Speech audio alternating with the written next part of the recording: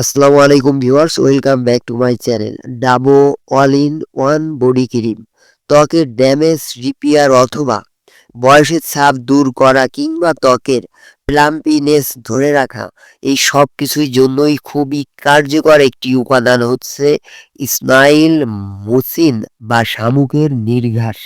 ত্বকের হাইড্রেশন যোগান, কালো দাগ দূর করা সহ আরও অনেক উপকারের পেছনে রয়েছে এই একটি উপাদান।